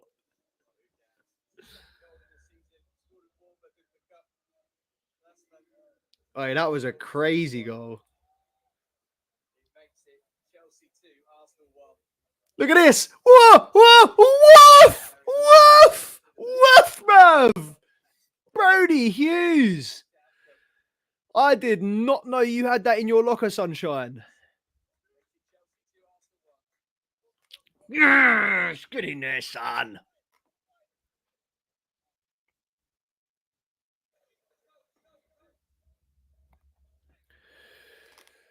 Oh, I tell you what, that's been coming. I know he didn't mean that. Yeah, exactly that, Hatton. Reminds me of Mudrik's goal last season. No chance he meant that. What a finish from Brody Hughes. Sorry, what a cross from Brody Hughes. But yeah, man, I can't lie. That has been coming. That we've been continually just growing and growing in control of the game. Arsenal have not had a sniff for commentator's curse. Arsenal have not had a sniff for this half. So yeah, 30 minutes now. Very well managed. Ishe Samuel Smith again.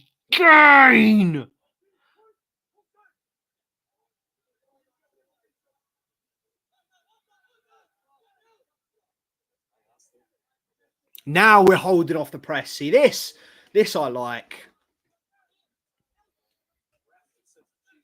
It is. It's when we get on top. He's unlucky. That is a foul there, though. It's when we get on top. It's the momentum switches. The Chelsea team Oh, the keeper's gone down. I'll tell you what, this team, Arsenal are just bums on bums on bums. You can't go as a goalkeeper, you can't be going down injured. As an under 21 goalkeeper, you definitely can't be going down injured. There are certain words used to describe these men that I am not allowed to use on stream. But I definitely would be if the camera was off. Jimmy J. Morgan on for Donnell McNeely. And it looks like Elise is coming off. Who is that? Is that Matos? And Ampa. Atto Ampa. Looks like he'll be playing on the right where Elise was. Jimmy J. Morgan's just had to come over and ask what his position is, which is always a good sign. He's having to come back and ask a third time now. What the fuck is going on with my chair? Jimmy J. Morgan is a very, very good player, though. He's, what, 16, 17 years old? Maybe 18. How old is Jimmy J. Morgan now?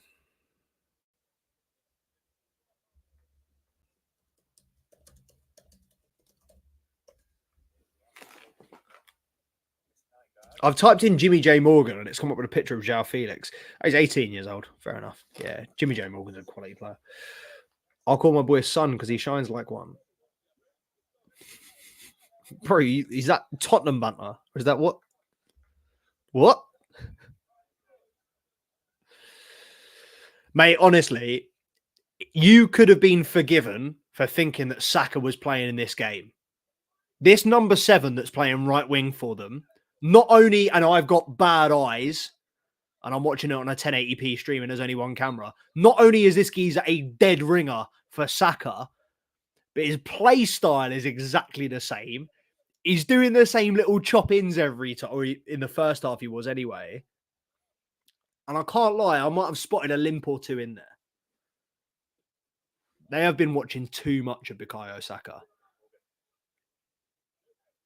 That's the thing as well. I think if anybody actually just watches Bukayo Saka throughout the game, they'll realise that he's actually a bang average football player. But when you're an Arsenal fan, you just get lost in his eyes because, you know, you're an Arsenal fan. So naturally you're gay. And you just have this unconditional love for bang average players like Declan Rice, Bukayo Saka, Gabriel Magalhaes, who is one of the worst ball-playing centre-backs in the Premier League. But man will continually tell you that Gabriel's a good centre-back. He's not. It's like Christian Romero. Don't care. You don't care how good you are at the top of your game. You could be Fabio Cannavaro, but if you get a red card every 3 games, you're not a good player. You're an irritable human being. Fucking chop him. Break his legs. Chop him. Chop him. Don't let him go!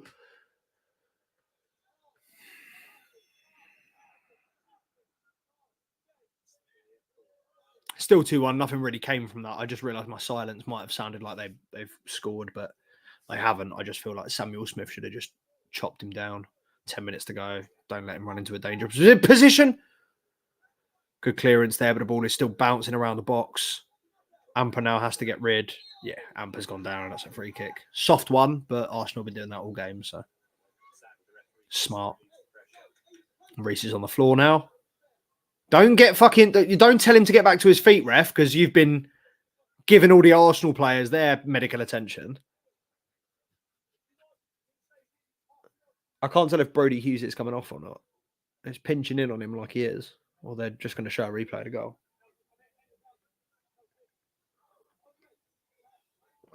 Or neither. The camera work on this game has been so funny.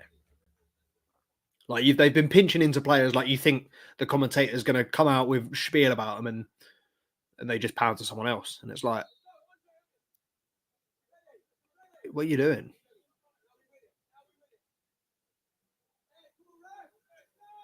Oh, shut up about, come on, ref. You've been wasting time this entire game.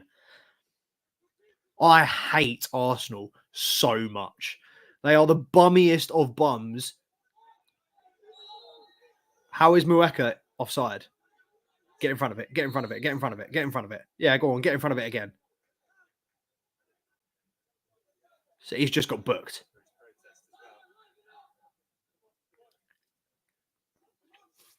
This ref. How do Arsenal complain that the refs are against them? Genuinely must have brain cells missing, must have chromosomes, must have something missing. Samrak Saki comes on. Didn't see who for. It's not Mueka. Who is it, Reese?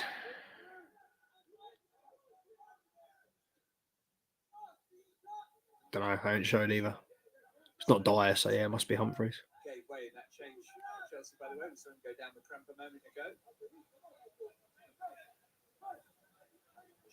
Tyreek George committed his man again. Yeah, it's Russell Denny. Not Henry. Russell Denny.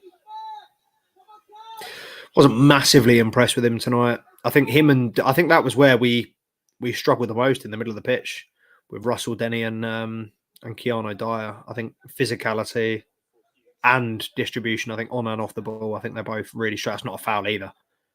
Ampa's just absolutely bodied this brother. And again fell to the floor like a sack of potatoes, mate. These Arsenal players are soft bastards.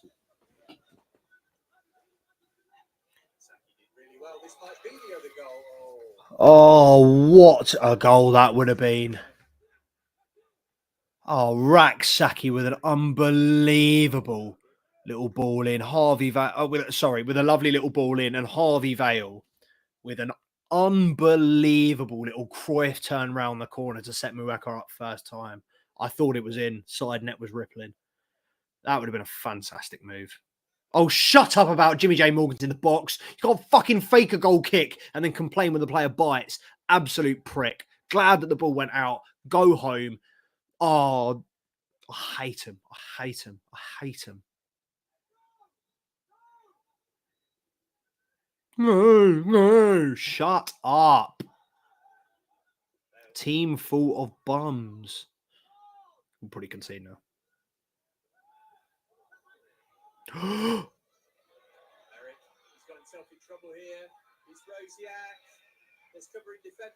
Right, Merrick came 40 yards out to the byline.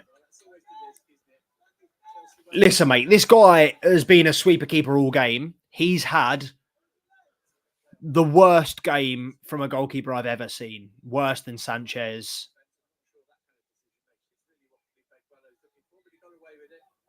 I mean, he got away with it just because the defenders covered really well, and also the Arsenal players fucked it up, so it's a goal kick. But ref shouldn't have wasted in the first half. Then come on, ref, shouldn't have wasted time in the first half.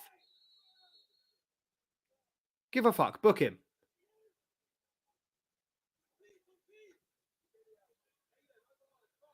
Oh, I hate Arsenal.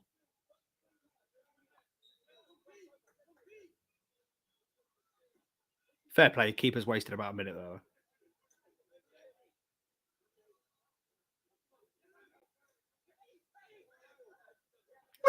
Ref! Fucking whinging little bastards. That's a massive foul on Mueka as well. Jimmy J. Morgan's robbed him. Ampa's through. He's hit the post. Morgan's missed. Keeper's had a mare. Oh, how's that not gone in? Great challenge there from Raksaki. Great. Another good challenge from Raksaki. I'll tell you what, that will be a costly moment because they will score and we should have scored that. We should have buried that. That's not a foul. Get up. Wanker. That is why I like Samuel Smith. Geezer is fucking built like a brick shithouse. Oh, Morgan. Right. Red card for Robinson because he's upended Morgan when he's through and goal. Amper should have finished it, hit the post. Jimmy J. Morgan 100% should have finished it. He's just snatched at it. And the keeper's just palmed it away. Oh, like the cigarette he is.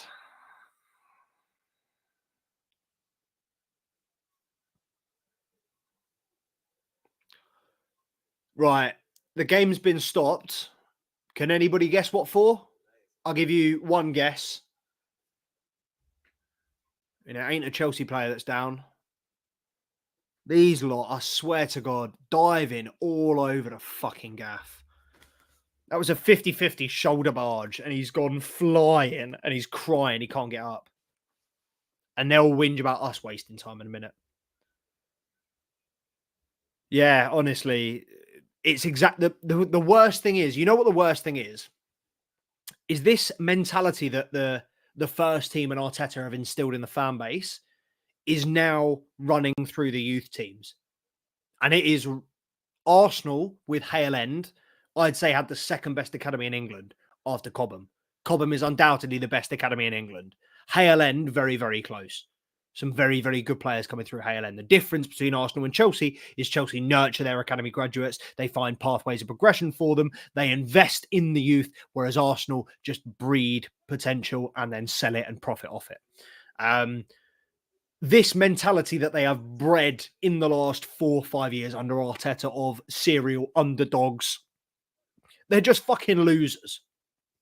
As individuals, as footballers, they're losers. They are people that find excuses for not winning, which is, serial losers. And they have instilled that mentality in the youngsters. It's what I said earlier. Chelsea are through again on the left. Harvey Vale, go on, put Jimmy in. Unlucky, great challenge there from their number 6. But it's the same mentality that they've instilled in their first team, in that it's the false sense of delusion, the false sense of entitlement and importance. They've been in one Champions League final in their entire life, and they somehow think they can compete with the greats. Somehow think they can compete with Nottingham Forest, Aston Villa. You're not on their level. You haven't won the same trophies that they have won.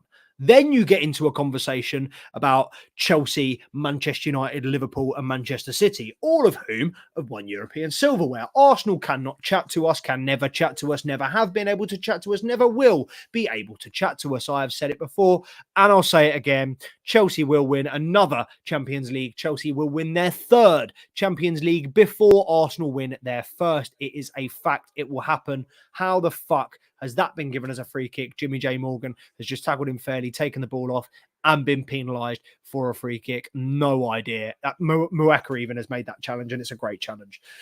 Arsenal are serial losers, and the reason which they are serial losers is because they believe they are winners, but they haven't won anything.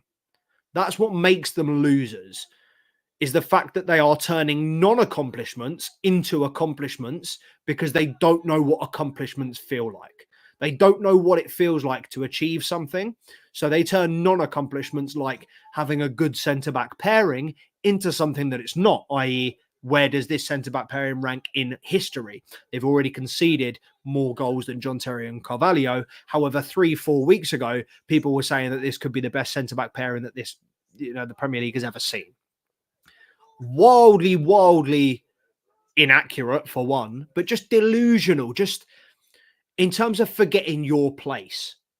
I'm something that a principle that I've always maintained. There are many principles. I'm a very strong principled, a very strong-willed person. If I have a principle, if I have a moral standing, I will not bend, will not flex on that moral standing. And one of them, in the workplace, in a corporate environment or in an office environment, or just in any environment where seniority and responsibilities are involved, I'm a firm believer of shit rolls downhill. If you are younger and or less experienced, that if person B is younger and or less experienced than person A, do as you're fucking told. You do not give chat back to person A. If they hire person C, who is less experienced and further down the shithole than you can then give shit to that person. But you respect the order of things, respect the order of play. It's something that Arsenal fans just are completely incapable of doing. They just somehow see themselves at the top of the food chain. They somehow see themselves as one of the big predators. You're not. You are foliage, bro. In a jungle environment, you are a capybara. You are not a jaguar. You are a lemur, bruv. You are prey. You are not predator. You are prey. Just because you're disguising yourself as predator in the last few years. Sorry, just because you employ predators doesn't make you a predator. Man said, let me hire one rapist and call the whole team a title-winning team. Don't work like that, bro. Unfortunately, those aren't the kind of trophies that you're after. 8 minutes of added time here. We've just hit 90. 8 minutes of added time. Chelsea still 2-1 up. But yeah, man, Arsenal are just...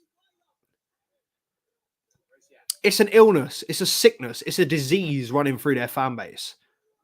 And it is a mental illness more than anything. Great challenge from George. I mean, he's, pretty much broken the player's ankle, but great challenge. Yeah, they've created fuck all this second half, and watch them go and score this free kick. They'll probably score directly as well, or they'll probably score. I'll tell you what they'll do. They'll send a 6'6" centre half, or send 2 6'6" centre halves into the box, and then they'll get a Premier League quality player to put an average ball in the box. And when the centre back scores, the set piece coach will make it all about him and go, listen, mate, Chelsea set pieces are shit. But is there a worse element of your game? Look, Arsenal are fantastic at set pieces. Is that really something you want to be known for? Is that really... That used to be the trademark. Keeper's collected a free kick, by the way. I thought it went in. That used to be the trademark for an Everton, for a relegation side, where set pieces, you can't create anything through normal play, so you have to do it through set pieces. I think we've forgotten that. I think we're all, a lot of people anyway, are looking at this Arsenal side. They're so good from set pieces. Every time they get a set piece, it's pretty much a guaranteed goal. That's because they can't fucking score from open play when it's difficult. All this commending players for set pieces, commending teams for set pieces, I think is nuts. Look, set pieces is a big area of the game. You've got to have a good set piece taker. If you have a good set piece taker, you have good set pieces. If you have somebody that can put the ball into dangerous areas, if you have someone that can put the ball in the box at the right pace, you are good at set pieces. It's definitive. That's how it goes.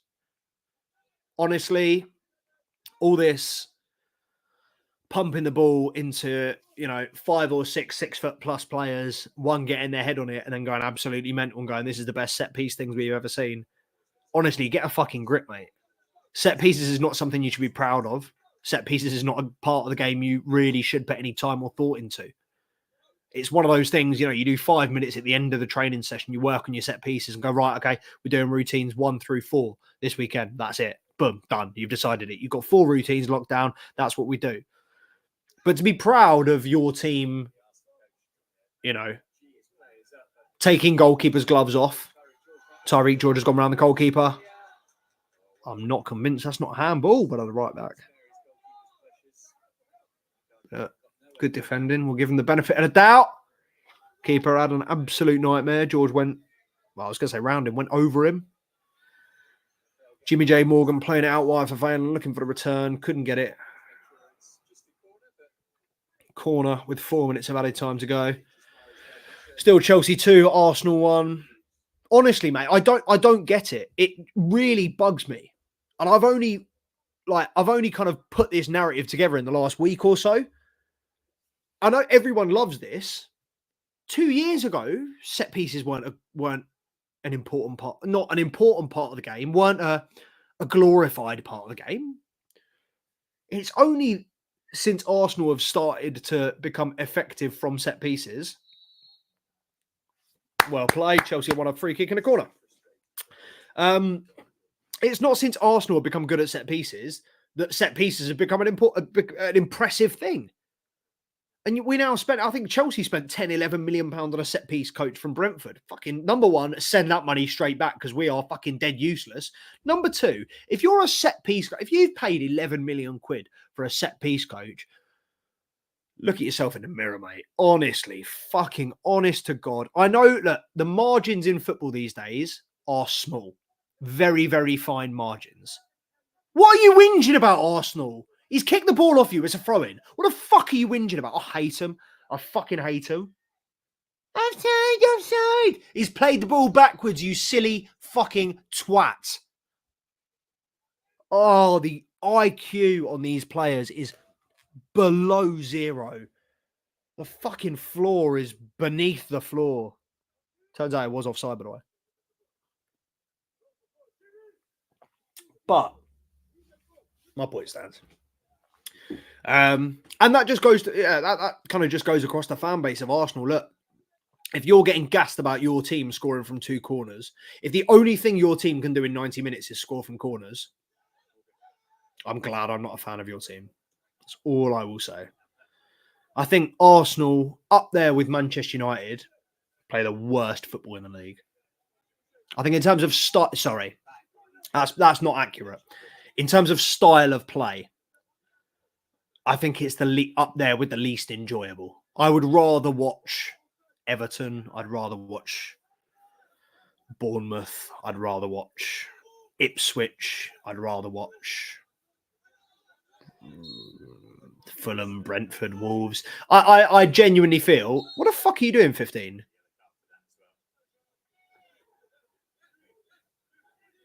Right, Chelsea players are picking up bookings left, right and centre after being manhandled by Arsenal players. I don't get it. But yeah, I genuinely think Arsenal are the most, Man United aside, are the most boring, uninspiring team in the Premier League. I think they play all right football sometimes, on the whole. They knock it about fairly well. They keep the ball well. But look, playing 4 centre-backs.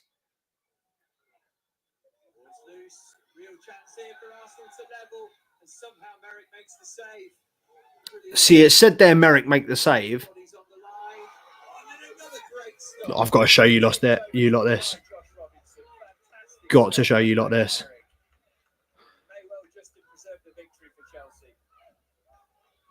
Wow. Wow. How did he save this first off? Wow. I thought that was a defender. But this, I didn't expect this to be as mad of a save as it was. Oh, wait. We're nearly there. As soon as it goes final whistle, I'll re-up on those saves. Oh, the keeper's up as well. Jesus. Catch that, catch that, catch that. That's a foul. Yeah, correct.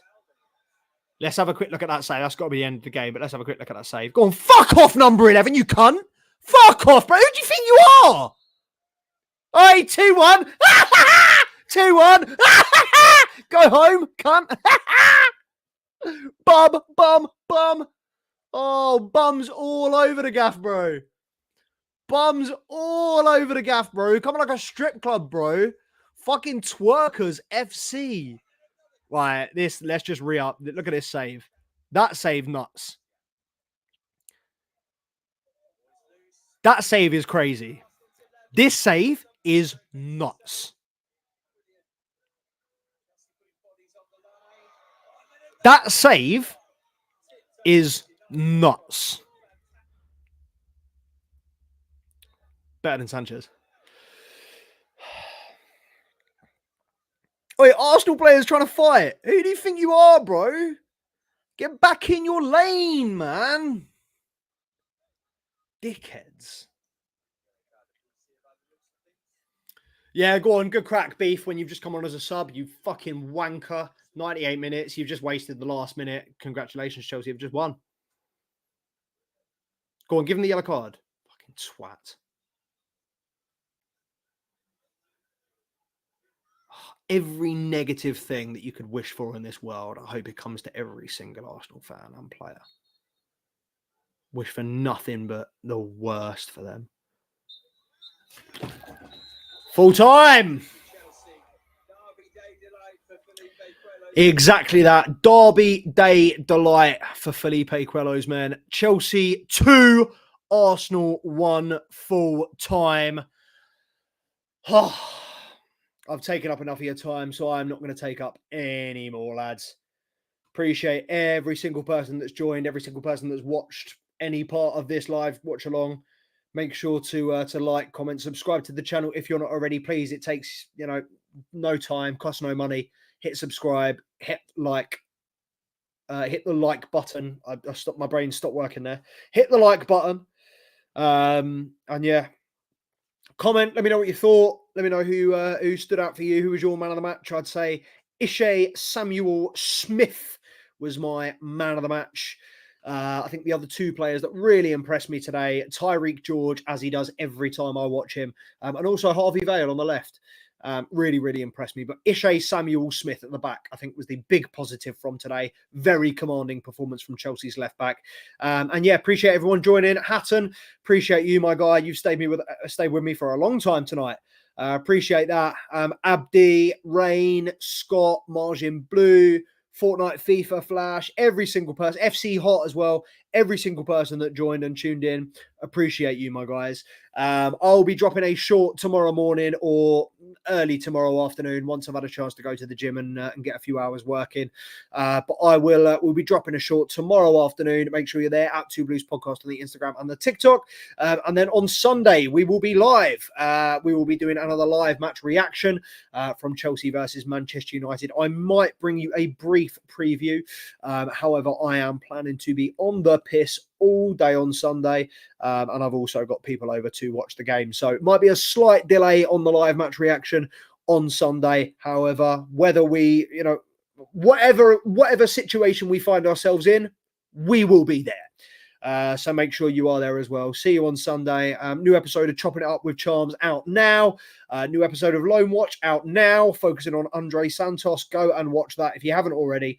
And yeah, more football content for you this weekend. Chelsea, Manchester United, big games. You've got Arsenal, Newcastle tomorrow. Liverpool, Brighton tomorrow, is it? And then Aston Villa, Tottenham on Sunday. So some phenomenal games for us to watch and talk about. A good weekend of football. Let's get into it. Once again, for the last time, appreciate everybody tuning in. Make sure to like, comment, and subscribe to the channel if you're not already. See you tomorrow. Mush and mushettes.